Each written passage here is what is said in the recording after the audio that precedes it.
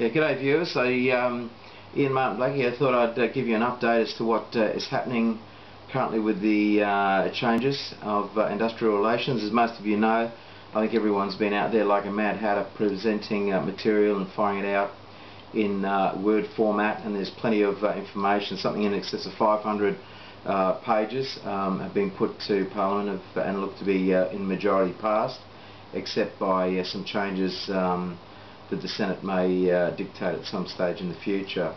There seems to be a sense of real fear and concern about what it means to everyone out there, and my initial response is, having a look at it and been around the circuit for a little while,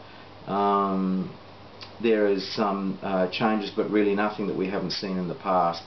Substantially, anyone that's been around the traps for a while will know pre-work choices and will realise that most of what's in there is very much that used to be there. Not quite as far back in rolling it back, but substantially there. I know, for instance, in Queensland for many years we've had the ability under state acts to let union entry into workplaces.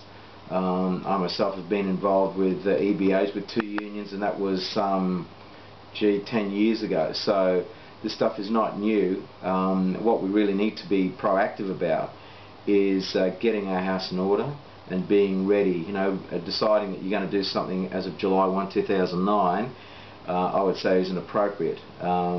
We've got 7 or 8 months now, just having a look, put in your plans, have a look at what your business plans are, have a look at what your strategic HR alliances are to support those plans, and move forward. Make sure that you've got things in place, your orientation in place, make sure you've got your policies in place, make sure your behaviours and practices within the organisation support those policies. There'll be the opportunity for organisations with less than 15 people to be able to stave off unfair dismissal legislation against them for some 12 months, but after that it's going to be enacted. Once again, if you've got policies and procedures and practices that are congruent or in place, you will not have issues. Now is not a time to be complacent, and now is time to be focused and realise that the legislation is coming whether we like it or not. Let's move forward, let's be proactive, find out what's going to work for us, what's not, and put appropriate strategies in place to achieve those results.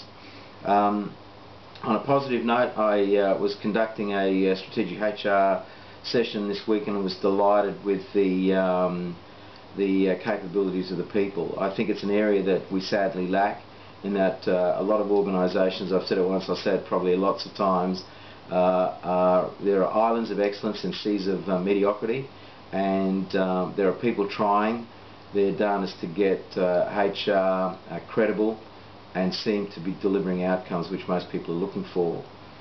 Make sure that you understand the role in HR that we all play, and that is from the top to the bottom, and that commitment will get the outcomes that we're looking for. I'm going to start running these broadcasts on a regular basis now in the future, because I tend to find people will find trying to read through 500 pages of text somewhat daunting, but I'll be looking at nutting it out, and actually then let's talk about practical applications of what we can do about getting those deliverables and getting people performance on the agenda from day one of their employment. Have a great week, and we'll talk to you next week.